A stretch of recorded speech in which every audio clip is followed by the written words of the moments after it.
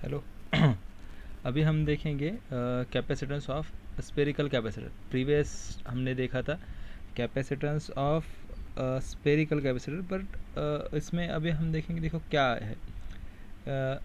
हमने एक ही shell consider किया था एंड सेकंड शेल हमने कंसिडर किया था जो कि इन्फिनिटी पे है, और उसी से हमने कैपेसिटेंस निकाला था। बट अभी हम कैपेसिटेंस निकालेंगे दो स्पीयर का, ओके। और इनका ये पहले का रेडियस ए है, इसको कैपिटल ए बना था मैं, एंड सेकंड का रेडियस बी है, ओके।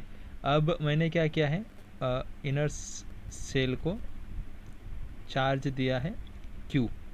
क्या क्या है, इनर शेल को मैंने चार्ज दिया है plus Q, and due to this plus Q outer shell में नेगेटिव चार्ज इंड्यूस हो जाएगा, ओके। नेगेटिव चार्ज इंड्यूस होगा एंड वो कितना रहेगा, वो माइनस क्यू रहेगा।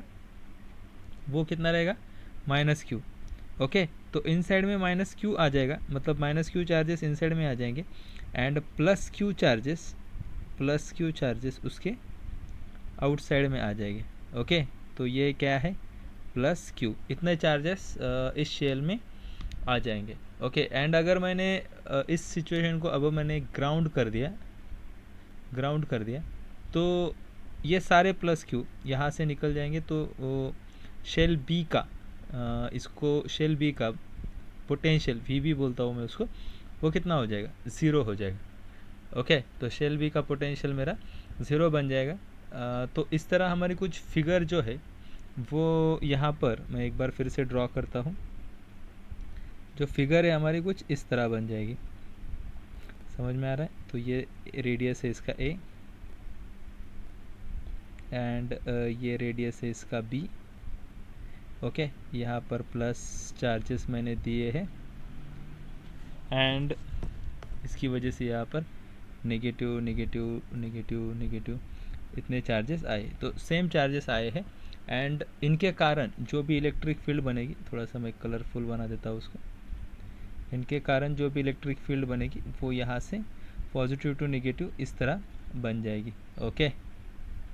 ये क्या है, मेरी इलेक्ट्रिक फील्ड है, ओके। तो ये इलेक्ट्रिक फील्ड इस चार्ज यहाँ से निकलेगी, यहाँ पे जाके ख़त्म होगी, यहाँ से बाहर नहीं जाएगी। क्यों? क्योंकि ये इलेक्ट्रिक फील्ड मेटल को पेनिट्रेट करके नहीं जा सकती एंड इलेक्ट्रिक फील्ड इसके अंदर भी नहीं आने वाली, क्योंकि electric field inside metal sphere zero आती है, ओके। एंड बट एक चीज़ और याद रखना है कि electric field inside metal sphere zero आती है, but potential inside metal zero नहीं आता है। तो वो उतना ही आता है जितना सरफेस पे रहता है, okay. Now we want to find out capacitance of this system. हमें इस सिस्टम का कैपेसिटेंस फाइंड आउट करना है। तो कैपेसिटेंस का फॉर्मूला क्या है, C equals to Q divided by V A minus V B. अब ये V A minus V B क्या है, तो पोटेंशियल डिफरेंस है। प्रीवियस लेक्चर में हमने लिया था सिर्फ वी ए, ओके। प्रीवियस मतलब स्टार्टिंग में हम क्यू डिवाइड बाय वी लिखते थे।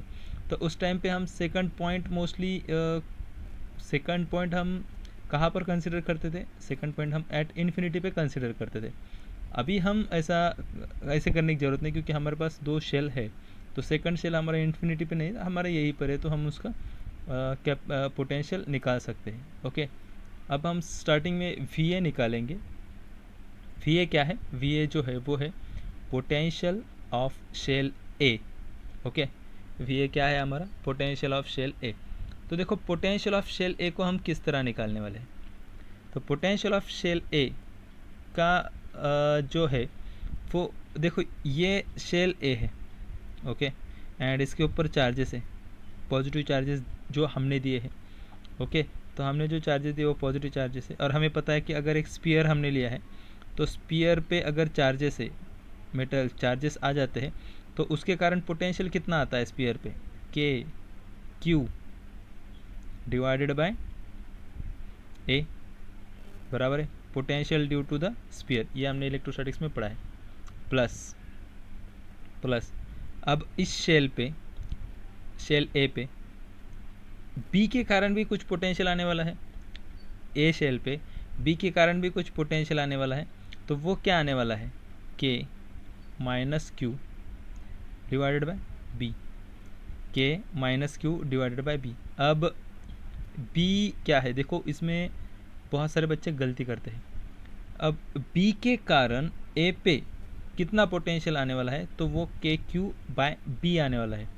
देखो शेल बी के अंदर हमें पता है कि मेटल के अंदर इलेक्ट्रिक फील्ड ज़ीरो रहती है, बट मेटल के अंदर पोटेंशियल सेम रहता है, उतना ही रहता है हर लोकेशन पे अंदर जितना सरफेस पे है। ओके, तो यहाँ पर जितना चार्ज है उनके कारण जितना पोटेंशियल बनेगा इस शेल पे, सेम पोटेंशियल एवरी लोकेशन रहेगा मेटल के अंदर, सेम पोटेंशियल।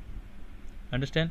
तो यहाँ से यहाँ तक कहीं पर भी आपने लिया, यहाँ पर कहीं पर भी ले लिया, तो आपका पोटेंशियल क्या आने वाला है, सेम आने वाला है। ओके, तो यहाँ पर और एक बड़ी शेल भी लिया था तो भी पोटेंशियल हमें यही लिखना पड़ेगा। ओके, तो ये बात आपको समझ लेना है, इसे मैंने किस तरह बनाया। ओके, तो ए के कारण जो पोटेंशियल बनेगा वो सिंपली डायरेक्ट उसके कारण लिखना है, ये हम लिख सकते हैं इसको भी, ये ऑन है एंड ये due to shell B at shell A. Understand? तो ये खुद के कारण बना है एट शेल ए पे, एंड ये बना है due to shell B at shell A. Okay, आप लगा तो आपको अगर समझ में नहीं आ रहा तो आप लिख सकते हो कि मैं potential inside metal every location same आ जाता है। यस, एंड अब इसको अगर हमने ग्राउंड किया है, तो पोटेंशियल वी का क्या हो जाएगा, वी का पोटेंशियल सिंपली ज़ीरो बन जाएगा। ओके, वी का पोटेंशियल क्या बन जाएगा, ज़ीरो बन जाएगा, क्योंकि आपने उसे ग्राउंड किया है। तो ग्राउंड का पोटेंशियल आपका कितना आता है, ग्राउंड का पोटेंशियल आपका ज़ीरो आता है। ओके, नाउ अब हम फॉर्मूला लिखेंगे C equals to Q divided by VA minus VB। Minus VB को मैं नहीं लिखता हूँ क्योंकि माइनस VB ऑलरेडी, वैसे भी VB ज़ीरो है, तो Q divided by VA। Okay, तो Q डिवाइडेड बाय VA बनता है, एंड यहाँ पर जो है वो Q कैपिटल है, मैंने स्टार्टिंग से कैपिटल पर हम यहाँ पर Q ऐसे लिखते हैं, तो Q डिवाइडेड बाय VA। तो ये Q जैसे कि वैसा, VA की वैल्यू क्या है हमारी, ये हमारी VA की वैल्यू है, तो इसको लिखाऊंगा मैं Q divide by A minus KQ upon B। इसको अगर हम सॉल्व करेंगे तो Q डिवाइड बाय KQ के यहाँ से कॉमन लिया जाता है, तो 1 divided bye A minus 1 divided by B। तो फाइनल C इक्वल्स टू बनेगा हमारा Q divided bye KQ 1 upon A minus 1 upon B। Q get cancel out, तो K को हम लिख सकते हैं 1 upon 4 pi epsilon not, 1 upon 4 pi epsilon not, तो मैं इसको डायरेक्टली लिखता हूँ यहाँ पे 1 upon 4 pi epsilon not A B divided by B minus A। Okay, B minus A। तो फाइनल फार्मूला हमारा क्या बन जाएगा, फाइनल फार्मूला हमारा बन जाएगा C equals to 4 pi epsilon naught AB divided by B minus A। Okay, yes, ये होता है capacitance due to two concentric sphere. Okay, अब इसमें कभी कभी देखो ग्राउंडिंग यहाँ पर किया जाता है, कभी कभी ग्राउंडिंग यहाँ पर इनसाइड भी किया जाता है। तो अगर इस टाइप की सिचुएशन आती है तो हम किस तरह डील करेंगे वो भी एक बार देखेंगे, एंड हम इस फॉर्मूला से यहाँ पर भी एक बार देख सकते हैं कि Q upon KQ 1 upon A minus 1 upon B। तो अगर हमारी सेकंड शेल अगर इन्फिनिटी पे रख दी जाती है तो यहाँ पर 1 डिवाइडेड बाय 0 से इन्फिनिटी होके फिर से हमें सेम फार्मूला मिल जाता है। ओके, नाउ अभी हम कंसिडर करेंगे कि हमारी जो शेल है, ए शेल को हमने ग्राउंड किया है एंड बी शेल को हमने चार्ज दिया है। ओके, ए शेल को हमने क्या किया है, ग्राउंड किया है, ये शेल ए है, ये शेल बी है, एंड इसका रेडियस कैपिटल बी कर दो, और चार्ज हमने इसको दिया है प्लस Q। ओके, एंड इसको मैंने ग्राउंड किया है शेल ए को। अब इसमें बहुत सारे बच्चे कंफ्यूज हो जाते हैं। अब देखो, शेल ए को अगर मैं ग्राउंड करता हूँ तो ऑब्वियसली शेल ए का पोटेंशियल कितना बनेगा, 0 बन जाएगा। शेल ए का पोटेंशियल मेरा 0 बन गया है। अब कंसेप्ट ये आती है कि शेल ए का अगर पोटेंशियल 0 है तो क्या चार्ज भी शेल ए पे 0 आ जाएगा? तो नहीं, याद रखना है। शेल ए पे पोटेंशियल 0 होने के कारण 0 हो, ठीक है, बट उसका चार्ज 0 नहीं होता है। इसका चार्ज 0 इसलिए नहीं होता है, देखो, अगर सिस्टम आइसोलेटेड है, आइसोलेटेड सिस्टम मतलब सिर्फ अगर एक ही शेल है, ओके, सिर्फ अगर एक ही शेल है, उसको मैंने चार्ज दिया है प्लस क्यू, ऐसे कुछ तो चार्ज है, एंड अगर मैं उसको ग्राउंड करता हूँ, उसको ग्राउंड करता हूँ तो एक ही शेल है, कुछ भी नहीं आजू बाजू में, ऐसा समझ लो। तो एक ही शेल है तो हम उसको बोलेंगे, उसका पोटेंशियल अगर ये है, इसका पोटेंशियल, इसको एक्स बोलता हूँ मैं, वी एक्स पोटेंशियल 0, एंड उस टाइम पे चार्ज भी 0 हो जाएगा। ओके, ये कंसेप्ट आपको याद रखना है। अगर आइसोलेटेड सिस्टम है तो पोटेंशियल भी 0 हो जाएगा एंड चार्ज भी 0 हो जाएगा। बट अगर यहाँ पर आइसोलेटेड सिस्टम है क्या? नहीं, यहाँ पर सिस्टम आइसोलेटेड नहीं है। तो अगर सिस्टम आइसोलेटेड नहीं है तो पोटेंशियल 0 हो जाएगा शेल का, ओके, बट उसके ऊपर चार्ज 0 नहीं होगा। अब ये नहीं होगा, इसका मतलब होता क्या है एक्चुअल में? देखो, अब होता ये है कि हमें पता है कि पोटेंशियल, हमें पता है कि बी के कारण ए पे कुछ ना कुछ तो पोटेंशियल आने वाला है। यस, बी के कारण कुछ ना कुछ पोटेंशियल ए पे आने वाला है। मतलब बी के अंदर ए शेल है, ओके, एंड हमें पता है, अभी हमने देखा कि बी के कारण ए पे जो भी पोटेंशियल आता है वो क्या आता है, सिंपली के क्यू अपॉन बी आता है। ओके, बी के कारण ए शेल पे पोटेंशियल आता है सिंपली के क्यू अपॉन बी। ओके, इसका मतलब ये समझ में आता है कि इस लोकेशन पे कुछ ना कुछ पोटेंशियल बना है, that's because of this. Okay, इस लोकेशन पे कुछ ना कुछ पोटेंशियल बना है, that's because of B, and वो कितना रहने वाला है, सिंपली के क्यू अपन बी, क्योंकि इसके अंदर हर लोकेशन पे पोटेंशियल क्या है, सेम है। ओके, यहाँ तक समझ में आ गया आपको कि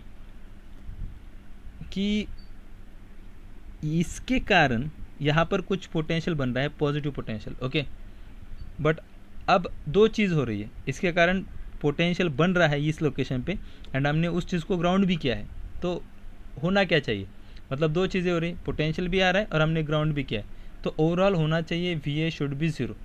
ओके, तो ओवरऑल होना चाहिए V A should be 0, but अब वी ए को 0 करने के लिए कुछ चार्जेस अर्थ से लिए जाएंगे, ओके, और वो चार्जेस क्या करेंगे, इसको जो भी पोटेंशियल बना था इसके कारण उसको 0 कर देंगे।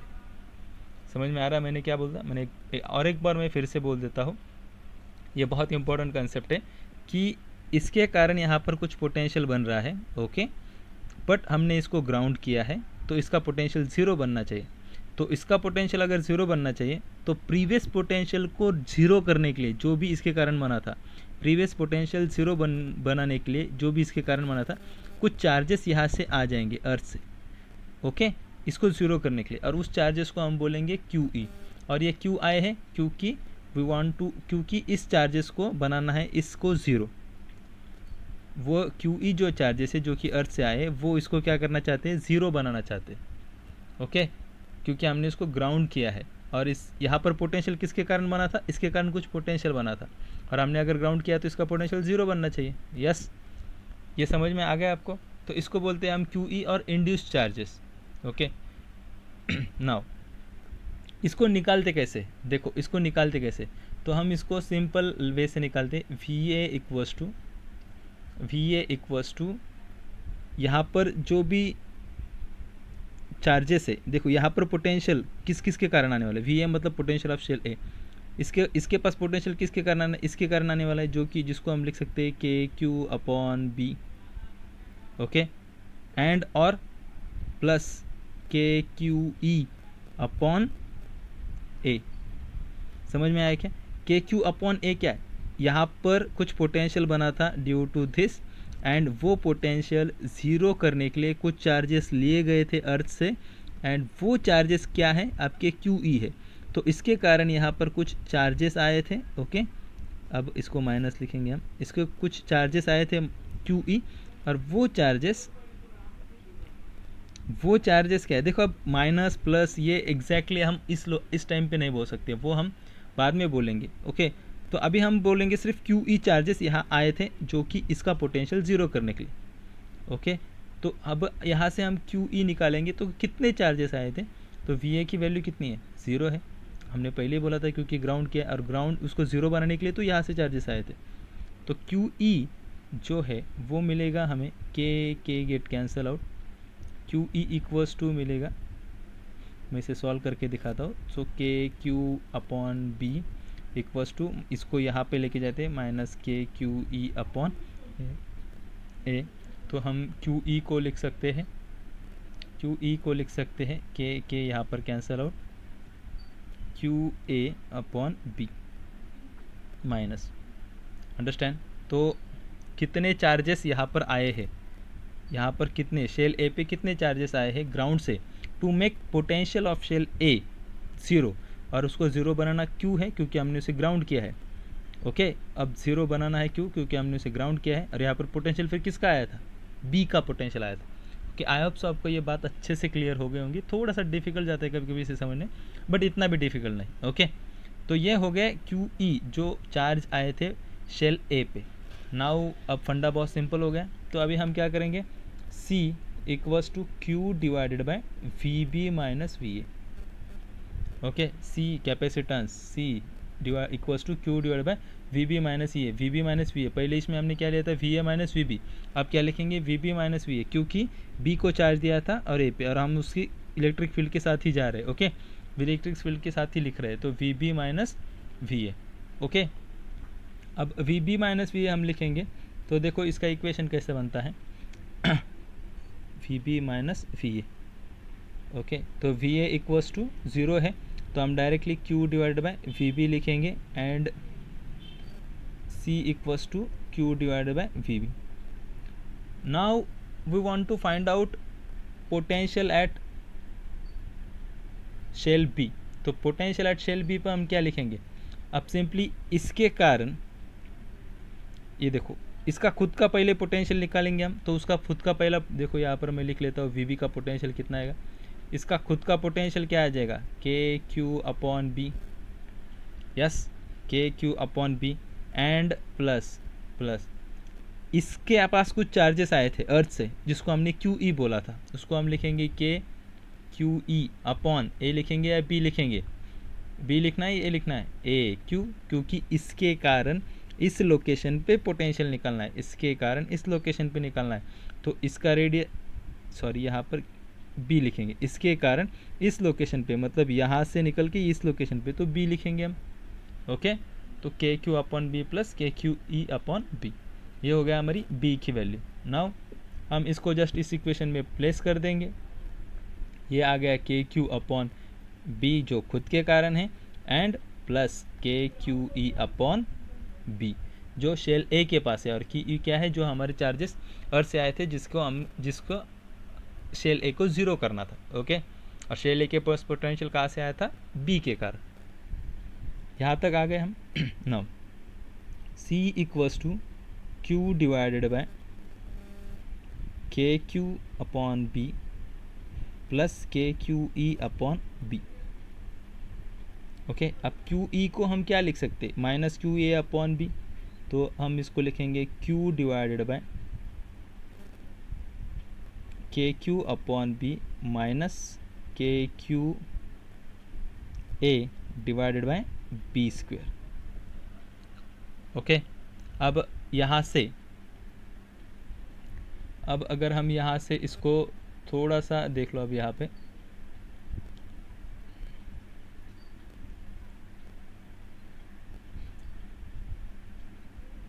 Q कैंसिल कर देंगे। ओके, एंड यहाँ पर आ जाएगा 1, और यहाँ K डिवाइडेड बाय B अगर मैं कॉमन लेता हूँ तो यहाँ पर आएगा 1 माइनस, अगर मैं B स्क्वायर कॉमन ले लेता हूँ, B स्क्वायर, तो यहाँ पर आ जाएगा B 1 minus A divided by okay B minus A यहाँ पर आ जाएगा। अगर मैंने यहाँ से बी स्क्वायर कॉमन ले लिया, ठीक है, अब नहीं समझ में आ रहा है तो मैं एक बार फिर से इसे कर दूँ। यहाँ तक समझ में आ गया, इसको थोड़ा सा कट करेंगे। यहाँ तक समझ में आ गया। क्यू को क्या किया, यहाँ पर मैं क्या करता हूँ, फिर से सेपरेटली लिख लेता हूँ तो थोड़ा सा अच्छे से समझ में आ जाएगा। ये थोड़ा बड़ा डेरिवेशन है। K Q by B minus K Q by B square, तो के क्यू को बाहर ले लिया, 1 by B minus 1 A divided by B square. Okay, यहाँ तक आ गए हम। 1 divided by B, K Q यहाँ से बाहर ले लिया तो Q Q get cancel out. So यहाँ पर बचेगा 1 upon K 1 by B minus A divided by B square. And after solving this तो हमें मिलेगा c equals to 4 pi epsilon naught B square, okay, B square divided by B minus A. Yes, तो ये exercise मैं आपको आपके पास आपको घर पे सॉल्व करने के लिए देता हूँ। आप इसे एक बार सॉल्व करके लिख लो। के की वैल्यू क्या लिखना है, के को जस्ट रिप्लेस कर दो 4 पाई एप्सिलॉन नॉट से ऊपर, तो बस आपको इसको सॉल्व करना है और आपको ये आंसर मिलना चाहिए। आई होप सो आपको ये लेक्चर समझ में आ गया होगा, ये कॉन्सेप्ट्स भी आपको समझ में आ गए होंगे। हम इसको इंटीग्रेशन से भी सॉल्व कर सकते हैं, लगा तो मैं आपको बाद में बोल दूंगा इस इंटीग्रेशन से कैसे सॉल्व करना है, but I think it is simple way to understand. Thank you. अगर आपको ये लेक्चर अच्छा लगा है तो लाइक करो, सब्सक्राइब करो एंड ज़्यादा से ज़्यादा बच्चों को शेयर करो। Thank you.